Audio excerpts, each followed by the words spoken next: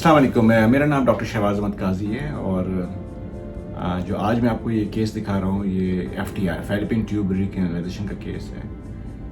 हमारे पास बहुत सारे पेशेंट्स आते हैं जो फैलोपियन ट्यूब रीकैनालाइजेशन के मकसद से आते हैं, लेकिन जो मोस्ट इम्पॉर्टेंट थिंग है जिसमें पेशेंट की जो एजुकेशन होनी चाहिए वो कौन से ऐसे पेशेंट्स हैं जिनकी फैलोपियन ट्यूब जो है उनके सक्सेसफुल चांसेस हैं जिसकी वो ट्यूब खुल सकती हैं। ठीक है, अब हमारे पास जो बहुत सारी ख़वातीन आती हैं उनकी बहुत सारी उम्मीदें होती हैं कि उनकी ट्यूब जो हैं वो ब्लॉक हैं तो वो खुल जाएँ और प्रेगनेंसी हो जाए।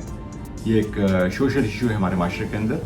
हमारे माशरे के अंदर ये बहुत बड़ा एक इशू है, साइकोलॉजिकल एक बहुत बड़ा इशू है कि ख़ातून की जगह इसकी प्रेगनेंसी नहीं हो रही है। लेकिन इसके साथ पेशेंट की एजुकेशन और वो जो पेशेंट सिलेक्शन है वो बहुत इम्पॉर्टेंट है। ऐसा नहीं हो सकता कि हर पेशेंट के ऊपर फैलोपियन ट्यूब रीकैनालाइजेशन जो है उसकी प्रोसीजर को अटेम्प्ट किया जाए। सिर्फ उनके अंदर जिसके अंदर आपके चांसेस जो है वो ये 70 से 80% आपके रहते हैं कि उनको अटेम्प्ट करना चाहिए जिसके अंदर आपको पता है कि वही ट्यूब्स खुल जानी है इसके अंदर। अब हमारे माशरे के अंदर जो चीज़ें हैं उसके अंदर TB एक बहुत कॉमन हिस्सा है, UTI यूरिनरी ट्रैक्ट इन्फेक्शन बहुत कॉमन है हमारे यहाँ, सेक्सुअल रिलेटेड इन्फेक्शन जो हैं वो बहुत कॉमन है हमारे यहाँ। पेशेंट्स को अगर हैवी मेंसेस हैं और तो उसकी वजह से जो ब्लड स्पिल करता है पीछे की साइड के ऊपर, पीछे की तरफ जाता है और ट्यूब्स जाके उसकी वॉल को एडिशंस करता है, वो एक बहुत बड़ा इशू है। या कोई इसकी मुख्तलिफ पेशेंट्स हैं जिनकी मल्टीपल टाइम से DNC होती हैं, उनमें यूट्रस के अंदर एडिशंस डेवलप हो जाती हैं या उनकी जंक्शन में एडिशंस होती हैं, वो एक प्रॉब्लम है। तो एक डिफरेंट टाइप की कॉजेज़ हैं। फिर इसके अलावा कुछ ऐसे इन्फेक्शंस, स्पेसिफिक इन्फेक्शंस होती हैं जिसके नतीजे में ट्यूब्स जो होती हैं वो ब्लॉकर हो जाती है इसके अंदर। फिर उसके अलावा जो हाइड्रोसेल्पिंग्स हैं वो जब होता है उसमें पानी की वजह से जो है उसके अंदर इन्फेक्शंस हो जाती हैं और फिर वो भी ट्यूब्स को ब्लॉक करती हैं। तो there are plenty of causes होती हैं और पेशेंट बेचारा जो होता है वो एक जगह से दूसरी जगह से तीसरी जगह जो बेचारा घूम रहा होता है। तो जो आइडियल चीज़ें होती हैं वो इन्वेस्टिगेशन होनी चाहिए कि अगर हिस्ट्रीज है वो बहुत इंपॉर्टेंट है पेशेंट के लिए। सेकेंडली जो है पेशेंट की डायग्नोस्टिक लेप्रोस्कोपी जो है वो उसकी पहले से होनी चाहिए उसके अंदर, कम से कम उसके अंदर ये बात पता चले कि पेशेंट की जो पेल्विस है उसके अंदर कोई फ्रोजन पेल्विस तो नहीं है, कोई एडिशंस तो नहीं है उसके अंदर, क्योंकि एडिशन जो होती हैं उतनी थिक होती है वो कि वो around the ovary, around the tubes इतनी ब्लॉक करती है वो कि ट्यूब जो होती है वो एक बिल्कुल जकड़ी हुई होती है। तो ये एक पेशेंट था हमारे पास जिसकी उम्र तकरीबन 35 ईयर्स थी, जिसके 2 बच्चे हुए थे और ये पेशेंट मुल्तान से आई हुई थी और इसके ट्यूब जो है वो ब्लॉक हो गई थी।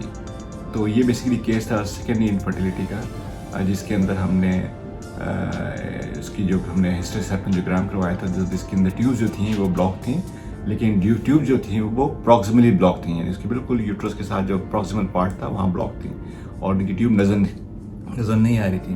क्योंकि ये ऑलरेडी पेशेंट जो थे जिनकी प्रेगनेंसी हो चुकी थी, 2 बच्चे थे इनके, तो इनके चांसेस जो थे वो बहुत ज़्यादा ब्राइट थे इनके अंदर और इनको कोई प्रीवियसली कोई जो हिस्ट्रीज हैं वो नहीं थी इसके अंदर। तो इस पेशेंट को हमने जो है वो जो है इसकी FTR की है, फैलोपियन ट्यूब रीकैनालाइजेशन की, और आपने देखेंगे आप इस वीडियो के अंदर जिसके अंदर हमने FTR करने के बाद और वो ट्यूब जो है फ़ौरन खुल गई और खुलने के बाद जो है उसको हमने यही समझाया कि आपके पास जो है नेक्स्ट 6 मंथ्स हैं, आपने अपनी सेक्सुअल एक्टिविटी को आप बढ़ाएं ताकि आपके अंदर जो प्रेगनेंसी के चांसेस हैं वो ब्राइट हो सकें, ताकि आपकी ट्यूब्स खुली हैं। क्योंकि इसने ट्यूब ने 6 महीने के बाद इसने बंद हो जाना है सूरत में, तो उससे पहले आप कंसीव कर लें अपने आप को।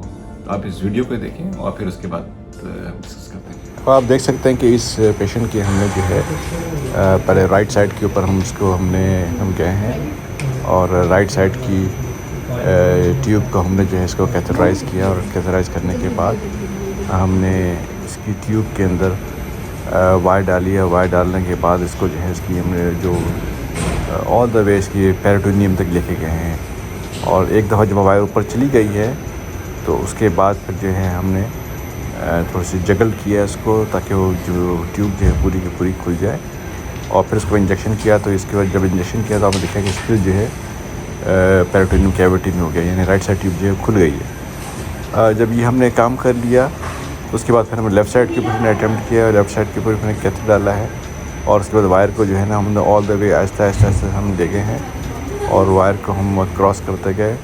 जो वायर जो है जैसे ही हमारी जो है पेरिटोनियम में गई और उसके बाद में जब स्पिन किए है तो जो कॉन्ट्रास्ट है वो पेरिटोनियम कैविटी में चला गया। इसका मतलब है ट्यूब जो है यहाँ पे भी खुल चुकी है और आप देख सकते हैं कि ये कॉन्ट्रास्ट यहाँ पे नज़र आ रहा है left side of peritoneum cavity. अब आपने देखी इस वीडियो के अंदर देखी है कि ट्यूब जो है वायर जो है वो ऑल द वे ट्यूब के ज़रिए आती हुई और वो पेरिटोनियम में चली गई और उसके बाद हमने इंजेक्शन किया है तो ट्यूब फॉर्म खुल गई है। तो ये सिलेक्शन ऑफ पेशेंट जो है बहुत इंपॉर्टेंट है कि आपने किस पेशेंट को आप चूज़ कर रहे हैं जिसकी चांसेस बहुत ज़्यादा हाई हैं उन पेशेंट्स को आप सेलेक्ट करें। ऐसा नहीं हो सकता कि आप हर पेशेंट के ऊपर फैल्लोपियन ट्यूब की है अटेम्प्ट करें, नहीं ऐसा नहीं होता, वो फिर आप फेल हो जाएंगे। आपने जिनके चांसेस ब्राइट है, जिनका जो राइट पेशेंट है राइट प्रोसीजर के लिए आपने उस पर अटैम्प्ट करना है उसके अंदर और उसकी ट्यूब को खोलना है ताकि उसकी फर्टिलिटी इशू जो है वो बेहतर हो सके।